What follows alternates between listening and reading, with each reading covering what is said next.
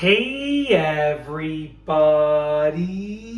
I'm here today to show you and tell you how to make a balloon sword. This will be a super duper easy peasy tutorial, so let's get right into the video.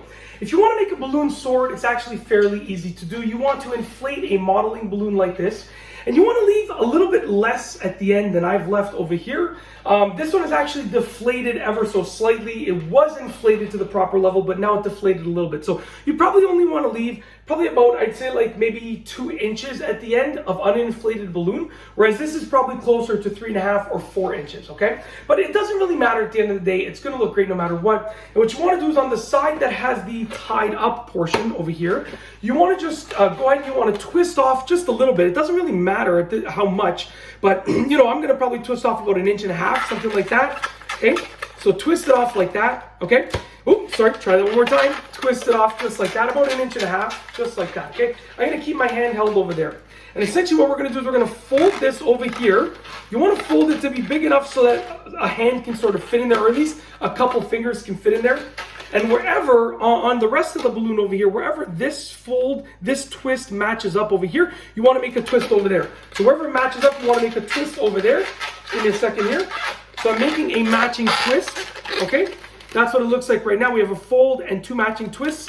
Now we're gonna twist the twists together. So I'm gonna go ahead and I'm gonna twist those 2 twists together carefully, just like that, okay? Just a couple times.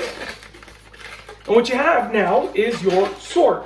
As you can see right here, now like I said, it's already a little bit curved because I did inflate this balloon a few days ago and I was practicing this for this video. So that is the reason why it's curved and why it's sort of not straight. There's all these little indents because I was practicing all sorts of balloon animal shapes. But there's your sword. Obviously when you're doing it and it's a fresh balloon, it's probably going to be more upright. But it's a little bit of an angle, but it's okay. You've now made a sword, and obviously you can put your fingers through like that, and you've now made a sword just like this. It's that simple. That's literally that easy. That's how to do it, how to make a sword, a balloon sword from a modeling balloon. That's it. Like I said, if you're doing it with a fresh balloon, it's going to be more upright, right? Okay. And obviously it might be longer because you're not going to have as much excess over here. But in terms of me showing you how to do it, those are the folds to make. Those are the twists to make.